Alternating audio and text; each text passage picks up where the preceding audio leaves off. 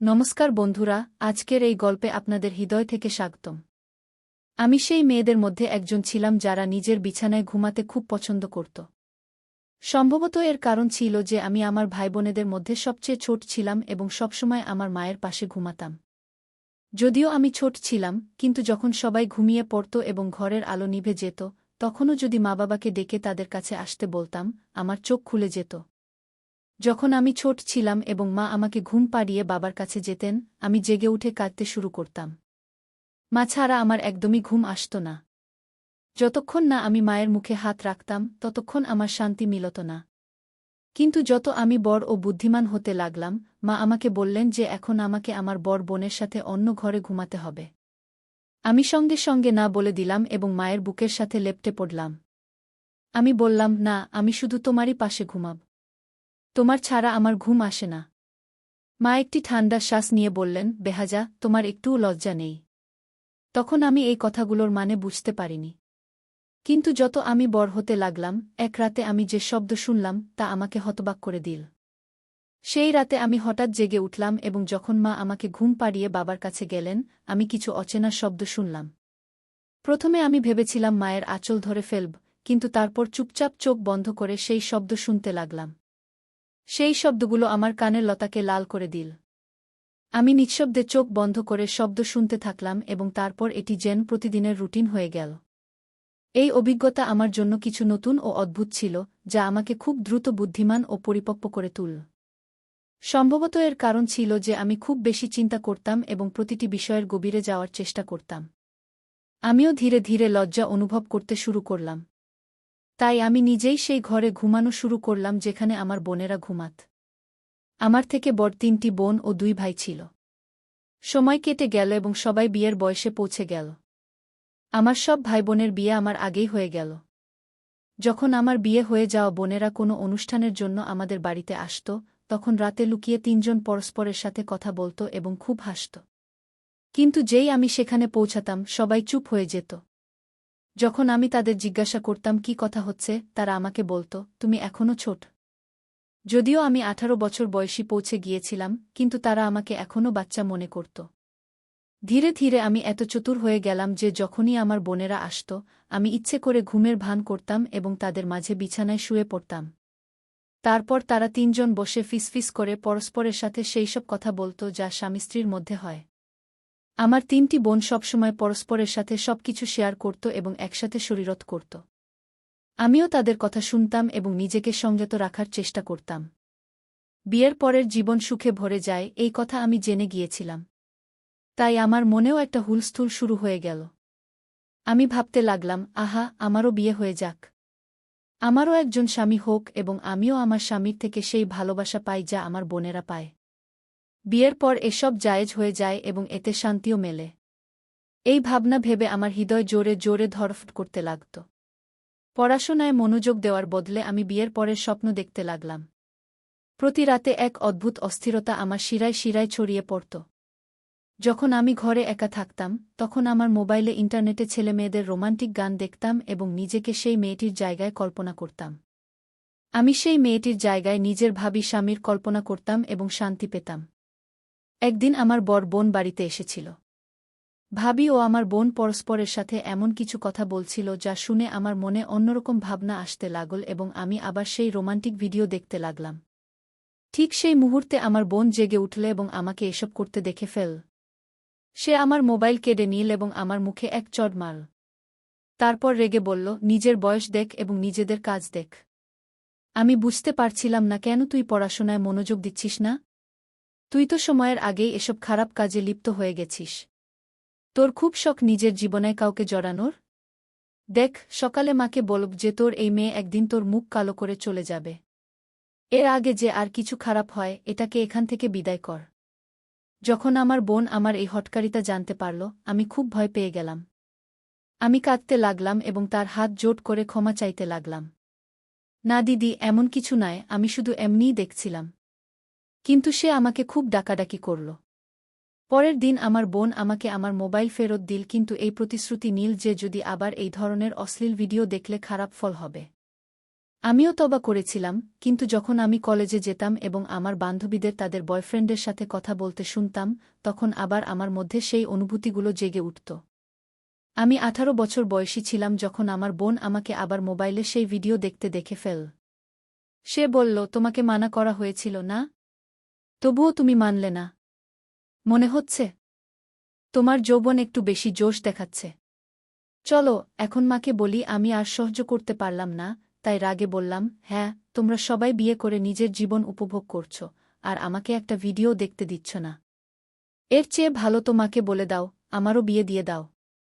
আমি বিয়ের যোগ্য হয়ে গেছি, ঘরের কাজও ভালো করে করতে পারি, আর পড়াশোনায় আমার তেমন কোনো আগ্রহ নেই। যখনই আমি কিছু বলি, লোকেরা মা হয়ে আমাকে ডাকতে থাকে। আমার বোন আমাকে এক চড় মারল এবং বলল, কি যুগ এসে গেছে! যখন তুমি শ্বশুরবাড়ি যাবে তখন সোজা হয়ে যাবে। শ্বশুরবাড়িতে শুধু স্বামী থাকে না, অনেক দায়িত্বও থাকে। আমরা তো শ্বশুরবাড়ির ক্লান্তি নিয়ে মায়ের বাড়ি এসে চাঁদপুরুষ হাসি। রাতে স্বামীর মেজাজ দেখতে হয়, রাগ সহ্য করতে হয়, আর সকাল থেকে ননদ, দেবরানী আর জেঠানি মাথা খারাপ করে দেয়া। মহঙ্গাই আর বিদ্যুতের বিল তো আগে থেকেই মাথা ব্যথার কারণ। তোমার কাছে বিয়ে সহজ মনে হয়, কিন্তু আসলে তা নয়। আমার বোন আমাকে অনেক বুঝিয়েছিল, কিন্তু আমি কি বুঝতে রাজি ছিলাম? আমার জন্যও সম্পর্ক দেখা শুরু হল। প্রথম যে সম্পর্ক এল, তা ছিল আমার ভাবির খানদানের। আমার ভাবি তো আমাকে তেমন পাত্তাই দিত না, আর আমাকে এই বাড়ি থেকে বিদায় করার চেষ্টা করছিল। যখন ছেলের ছবি দেখানো হলো, সে খুব সুন্দর ছিল। তাকে দেখে আমার হৃদয়ের গতি বেড়ে গেল। তার সাথে বিয়ের পরের কথা ভেবে আমার মধ্যে এক অদ্ভুত আনন্দ ছুটে গেল। আমাদের পরিবার সরলতা পছন্দ করত, তাই আমাদের বিয়েও সরলভাবে হওয়ার কথা ছিল। বিয়ের প্রস্তুতি শুরু হয়ে গেল, এবং তারপর সেই দিন এল যখন আমি মেহেদি লাগিয়ে কনে সেজে বসেছিলাম। খানদানের সব মহিলারা এসে মেহেদির রীতি পালন করছিল। আমি যদিও গম্ভীরভাবে বসেছিলাম, কিন্তু ভেতরে আমার মনে আনন্দের ঢেউ ছুটছিল। পরের দিন আমি আমার স্বামীর কাছে পৌঁছাতে চলছিলাম, আর এই ভাবনাতেই আমার মধ্যে হুলস্থুল পড়ে গিয়েছিল। বিয়ের দিন আমার হৃদয়ে এক অদ্ভুত অস্থিরতা ছিল, কিন্তু মায়ের বাড়ি ছাড়ার দুঃখ ছিল। যখন আমি প্রস্তুত হওয়ার জন্য বিউটি পার্লারে যাচ্ছিলাম, তখন একবার ফিরে সেই বাড়িটাকে দেখলাম যেটা ছেড়ে আমাকে যেতে হবে। আজ আমি এই বাড়িটাকে চিরতরে ছেড়ে যাচ্ছিলাম। শুধু পরে যখন আমি এই বাড়িতে ফিরব, তখন একজন অতিথি হিসেবে। আজ এই বাড়িতে আমার শেষ দিন ছিল, এই ভেবে আমার চোখে পানি চলে এল। তারপর আমি কনে সেজে বিয়ের হলের দিকে রওনা হলাম। বিয়ে হয়ে গিয়েছিল, এবং আমি কনে হিসাব দেখাচ্ছিলাম। আমার বড় কম কিছু ছিল না। লোকেরা আমাদের জুডিকে চাঁদতারার সাথে তুলনা করছিল। বিয়ের পর বিদায়ের সময় এল, এবং আমি আমার শ্বশুরবাড়ি চলে এলাম। আমার শাশুড়ি ছিলেন খুবই খুশিমেজাজ ও মুক্তমনের মহিলা। তাকে দেখে কেউ বলতে পারত না যে তিনি আমার শাশুড়ি, বরং তিনি তার ছেলের বড় বোনের মতো লাগছিলেন। তার আচরণ এমন ছিল যে আমিও খুশি ছিলাম যে বিয়ের পর আমরা দুজন শাশুড়ি বউ নয়, বরং মা-মেয়ে হয়ে থাকব। যখন আমি বিদায় হয়ে শ্বশুরবাড়ি পৌঁছলাম, আমার শাশুড়ি শাড়ি পরেছিলেন এবং চুল খোলা ছিল। তিনি সত্যিই মায়ের চেয়ে বড় বোনের মতো লাগছিলেন।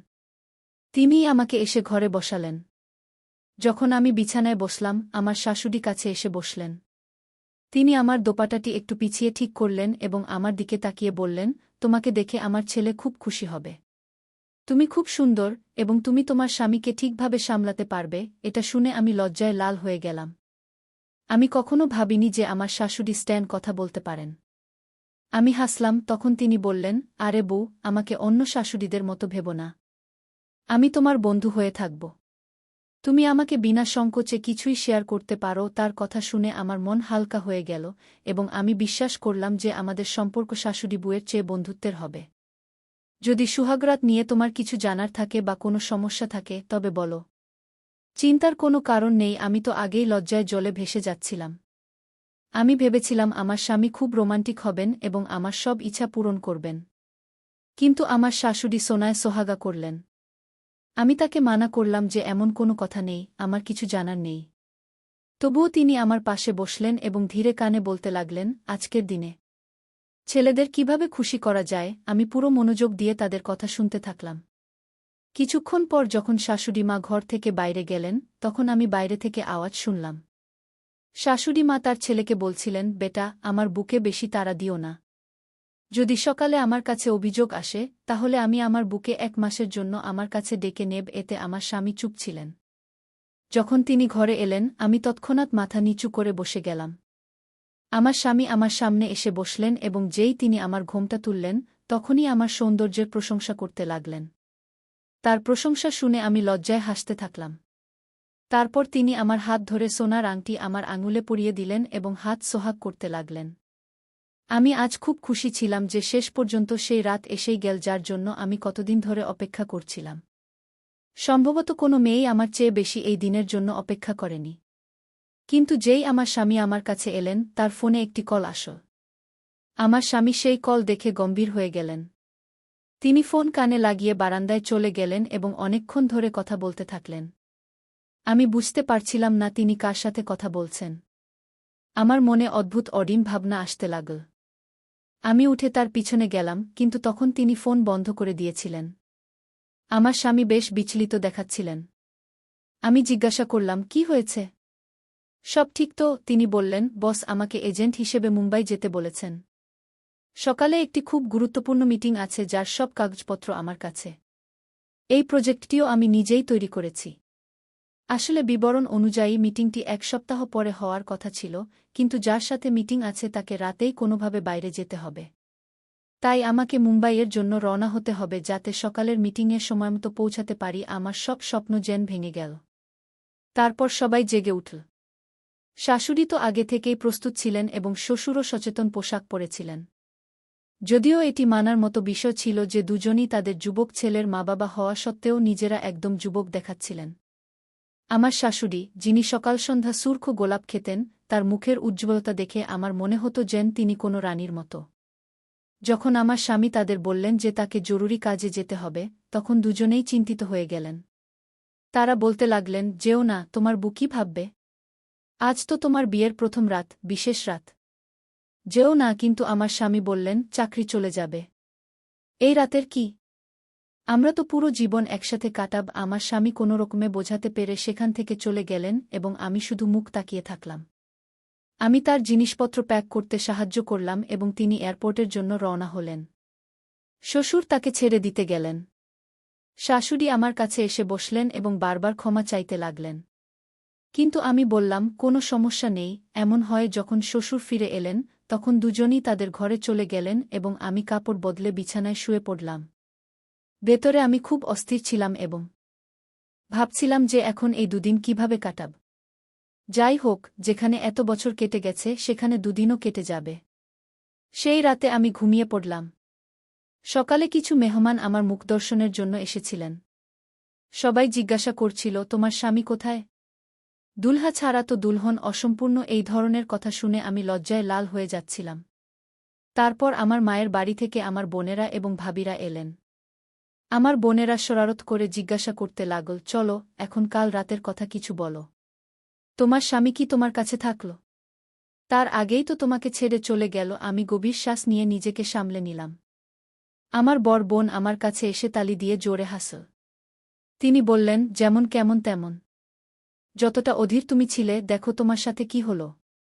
আমার তো আর সহ্য হচ্ছিল না, নইলে এখনই তোমার গলা টিপে দিতাম। এখন দুদিন পর আমার স্বামীকে ফিরে আসার কথা ছিল। আমি ভেবেছিলাম যে এই দুদিন পলক ফেলতেই কেটে যাবে। আমি আমার শাশুড়ির সাথে বেশ মিশে গিয়েছিলাম। তার মুখে এত উজ্জ্বলতা ছিল যে অনেক কুমারী মেয়েরাও এমন উজ্জ্বলতার জন্য তৃষ্ণার্ত থাকত। কিন্তু আমার স্বামী আমার থেকে আরও দূরে সরে যাচ্ছিলেন। এখন তিনি বলতে লাগলেন যে 2 সপ্তাহ পর আসবেন। আমি এদিকে শ্বশুর শাশুড়ির খুব সেবা করছিলাম। সেই দিন যখন আমার শাশুড়ি আমাদের জন্য চা বানিয়ে লিভিং রুমে নিয়ে এলেন, তখন আমি তার পাশেই বসলাম। আমি তার মুখের দিকে তাকিয়ে বললাম, আরে মাম্মিজি, আপনি এমন কি খান? আপনাকে দেখে একদমই মনে হয় না যে আপনি একজন যুবক ছেলের মা। এত উজ্জ্বলতা তো আজকালকার কুমারী মেয়েদের মধ্যেও দেখা যায় না। আমার কথা শুনে শাশুড়ি হেসে বললেন, আরে পাগলি, তোমার শ্বশুর আমাকে এত ভালোবাসেন যে এই বয়সেও তিনি আমার সব ইচ্ছা পূরণ করেন।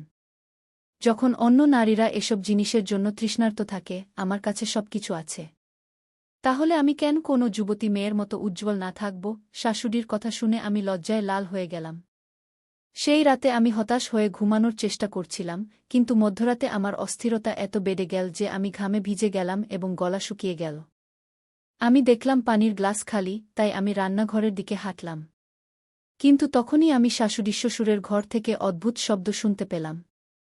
এই শব্দ শুনে আমি ভাবলাম, দেখি না তারা এই সময় কি কথা বলছে।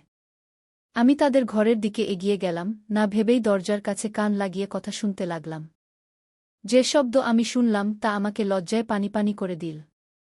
তারা বয়স্ক হয়ে গেছেন, কিন্তু এখনও একে অপরের সাথে প্রেম ভালোবাসার কথা বলছিলেন।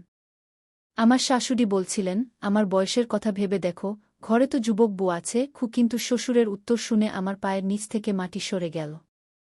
আমি পানি না খেয়েই ঘরে ফিরে এলাম। অনেকক্ষণ ভাবলাম, যা শুনেছি তা কি সত্য নাকি আমার ভুল ধারণা। আমার শ্বশুর তার স্ত্রীকে বলছিলেন, আরে তাতে কি হয়েছে? সে কি দুধ খাওয়া শিশু? সে তো আমাদের ছেলের সাথে প্রেম ভালোবাসা করতেই এসেছে।